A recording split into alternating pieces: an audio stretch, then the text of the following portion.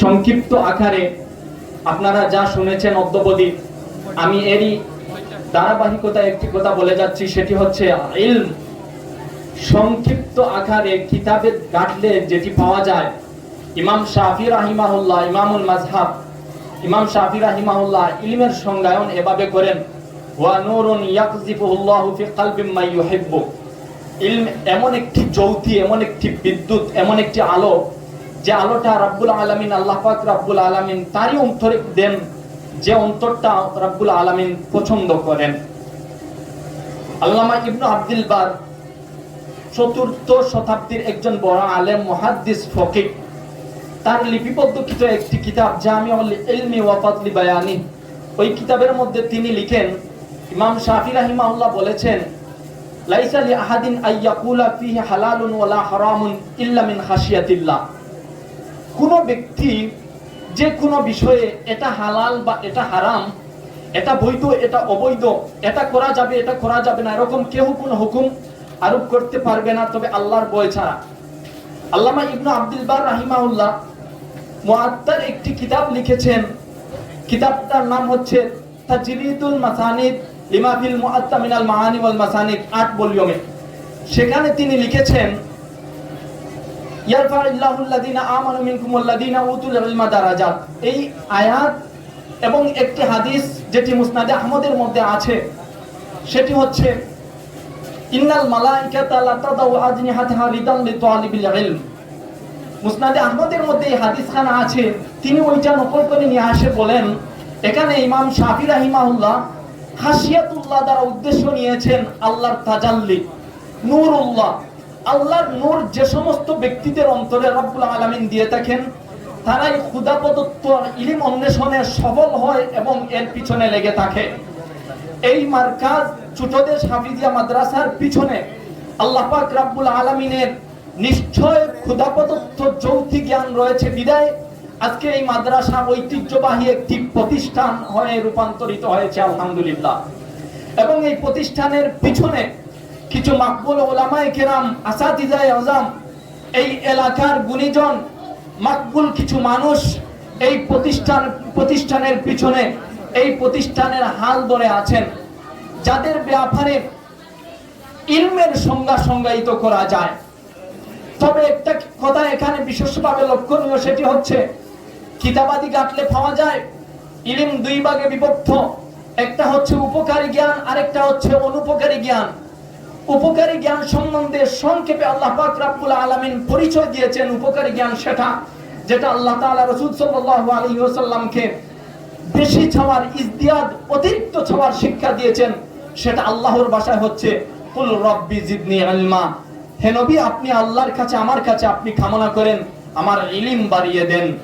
এই ইলম কামনা বাসনা করার জন্য স্বয়ং আল্লাহ পাক রব্বুল আলামিন রাসূল সাল্লাল্লাহু আলাইহি ওয়াসাল্লামকে শিক্ষা দিয়েছেন, যেটা রাসূলের দৈনন্দিন আমল ছিল। এভাবে হাদিস শরীফের মধ্যে আসছে, রাসূল সাল্লাল্লাহু আলাইহি ওয়াসাল্লাম হিনা সাল্লা সালাতাস সুবহি ওয়া হিনা ইউসাল্লিমু ক্বালা আল্লাহুম্মা ইন্নী আসআলুকা ইলমান নাফিআ ওয়া রিজকান তাইয়্যিবা ওয়া আমালান মুতাকাব্বালা। প্রতিনিয়ত রাসূল সাল্লাল্লাহু আলাইহি ওয়াসাল্লাম ফজরের নামাজের পরে তিনটি জিনিসের দোয়া করতেন। একটি হচ্ছে ইলমে নাফে, আরেকটি হচ্ছে রিজক তাইয়্যিব, হালাল উপার্জন, আর আরেকটি হচ্ছে আমালান মুতাকাব্বালা, অর্থাৎ আল্লাহর কাছে গ্রহণযোগ্য আমল। এই সব প্রতিষ্ঠান থেকে উপকারী জ্ঞান বিশ্ব পরিমণ্ডলে বাংলাদেশের প্রত্যেকটি অঞ্চলে ছড়িয়ে পড়েছে বিদায় আজ এই প্রতিষ্ঠান আপনাদের আমাদের কাছে ইতিহাসের স্বর্ণাক করে লিপিবদ্ধ হতে যাচ্ছে, আলহামদুলিল্লাহ। সম্মানিত উপস্থিতি, এলাকার গণ্যমান্য সর্বস্তরের জনসাধারণ, দিনপ্রেমী তাওহীদি জনতা, ইলমের তাকাজা হচ্ছে 4টা। এই সমস্ত দ্বীনি প্রতিষ্ঠানের তাকাজা হচ্ছে 4টা। 1 নাম্বার তাকাজা, 1 নাম্বার চাহিদা হচ্ছে কুরআন এবং হাদিসের পূর্ণ অনুসরণ, যেটা কুরআনের ভাষায় আল্লাহ পাক রব্বুল আলামিন বলেন, কুল ইন কুনতুম তুহিব্বুনাল্লাহা ফাত্তাবিউনি ইউহিব্বুকুমুল্লাহ। আল্লাহ পাক রব্বুল আলামিন বলেন, যদি কুল ইন কুনতুম তুহিব্বুনাল্লাহ, তোমরা আল্লাহকে পছন্দ করতে যদি চাও, আল্লাহকে যদি ভালোবাসো, তাহলে রাসূল সাল্লাল্লাহু আলাইহি ওয়াসাল্লামের ইতাআত করো, অর্থাৎ কুরআনের পাশাপাশি হাদিসেরও ইতাআত করতে হবে। 2 নাম্বার, তাকওয়ার তামরিন করতে হবে, তাকওয়া পরহেজগারির মধ্যে সর্বোচ্চ পর্যায়ের হতে হবে। এই ব্যাপারে রব্বুল আলামিন কুরআনে কারীমের অনেকগুলি আয়াত আছে, একটি মাত্র সার নির্যাস আয়াত হচ্ছে, সেটি হলো ইন্না আকরামাকুম ইনদাল্লাহি আত্তাকুম। আল্লাহ তাআলার কাছে সবথেকে পছন্দনীয় ব্যক্তি হচ্ছেন যিনি তাকওয়া পরহেজগারির মধ্যে সবথেকে উন্নত, যিনি আমল আখলাক যার বেশি উন্নত, তিনি আল্লাহ তাআলার কাছে সবথেকে বেশি পছন্দনীয়। আরেকটি ইলমের তাকাজা, ইলমে নাফিআর তাকাজা হচ্ছে, সেটি হচ্ছে জমাটবদ্ধ হয়ে থাকা। এ ব্যাপারে ওমর ইবনে খাত্তাব রাদিয়াল্লাহু তাআলা আনহু এর একটি কথা, একটি নীতিমালা এরকম আছে। হযরত ওমর ইবনে খাত্তাব রাদিয়াল্লাহু তাআলা আনহু বলেছেন, লা দীনা ইল্লা বিজামাআতিন ওয়ালা জামাআতা ইল্লা বিইমারাতিন ওয়ালা ইমারাতা ইল্লা বিতাআতিন। ধর্মের উপর অবিচল, অটল অবিচল থাকতে হলে একতাবদ্ধ হয়ে থাকতে হবে। একতাবদ্ধ হয়ে থাকতে হলে কোন একজনকে মানতে হবে, আবার কোন একজনকে পূর্ণ অনুসরণ করতে হলে তার ইতাআত করতে হবে। আপনা ফুজালা সংগঠন, আপনা ফুজালাদের আজকের সুধী সমাবেশ, আজকে আপনাদের আমাদের যে সমাবেশ, এখান থেকে যে মেসেজটা আমি আপনাদের কাছে আরজ করতে চাই, সেটি হচ্ছে এই মাদ্রাসার সরে তাজ শাইখ আসাদউদ্দিন সুরাদেশি হাফিজাহুল্লাহ হযরতের আহ্বানে আপনারা আসছেন, উস্তাদদের আহ্বানে আপনারা আসছেন, উলামায়ে কেরামের আহ্বানে আপনারা আসছেন। সামনে যত ধরনের সাপোর্টের প্রয়োজন হয়, মাদ্রাসার হাজাতের প্রয়োজন হয়, মাদ্রাসার প্রয়োজনাবলীর প্রয়োজন হয়, মাদ্রাসার যা কিছুর প্রয়োজন হয়, যদি হযরতের উস্তাদদের উলামায়ে কেরামের পরামর্শে মাদ্রাসার সাথে লেগে থাকতে পারেন, হযরতের সাথে লেগে থাকতে পারেন, এই মাদ্রাসা আজকে যে পর্যায়ে হয়েছে, ইনশাআল্লাহ অদূর ভবিষ্যতে এমন পর্যায়ে যাবে যেটা আমাদের কল্পনার বাহিরে ইনশাআল্লাহ। যার উদাহরণ শুধু বাংলাদেশে নয়, বৃহত্তর সিলেটের মধ্যেও অনেকগুলি প্রতিষ্ঠান আছে।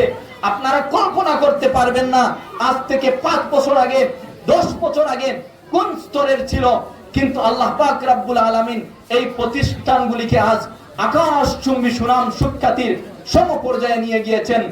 দ্বিতীয় যে কথাটা আমি আপনাদের সম্মুখে বলে বিদায় নিচ্ছি, সেটি হচ্ছে ইলমে নাফে অর্জন করার মধ্যেও একটি জিনিস থাকতে হবে, সেটি হচ্ছে ইখলাস। নতুবা রব্বুল আলামিন, একটি হাদিস আছে তিরমিজি শরীফের হাদিস, লম্বা হাদিস, আল্লাহ পাক রব্বুল আলামিন কিয়ামত দিবসে বান্দাদের মধ্যে যারা আলেম, যারা ইলমে নাফে অর্জন করেছিল, কিন্তু তাদের মধ্য থেকেও কিছু মানুষদেরকে আল্লাহ তাআলা জিজ্ঞেস করবেন, লিমাযা আলিমতা ফিমা মাযা আমিলতা ফিমা আলিমতা, তুমি কি আমল করেছো যা দুনিয়ার জগতে জেনেছিলা? তখন এই সমাজের ইলমে নাফে অর্জনকারী যারা ছিলেন তারা বলবেন, ইয়া রাব্বি আকুমা আনা আল-লাইলি ওয়ান নাহার, আমি দিনের শুরু এবং শেষ লগ্নে উঠেছিলাম, আপনার ইবাদত করেছি, রাত্রিতেও ইবাদত করেছি, দিনের মধ্যেও ইবাদত করেছি। তখন আল্লাহ তাআলা বলবেন, কাযাবতা ওয়া ক্বালাতিল মালাইকাতু কাযাবতা, আল্লাহ পাক রব্বুল আলামিন বলবেন, তুমি মিথ্যা বলতেছো। ফেরেশতারাও বলবেন, তুমি মিথ্যা বলতেছো। অতঃপর তাকে বলা হবে, তুমি আলেম তথা ইলমে নাফে অর্জন করেছিলা, যাতে মানুষ তোমাকে কারি বলে, আলেম বলে, অতএব তোমার অবস্থান জাহান্নামে। ইলমে নাফে অর্জন করার মধ্যেও কিছু মানুষ তাদের দুনিয়া আখিরাত নষ্ট করে দিবে, অতএব যারা ইলমে নাফে অর্জন করতেছে না তাদের অবস্থা কি ভয়ানক হবে। আল্লাহ পাক রব্বুল আলামিন আমাদেরকে মাফ করুন।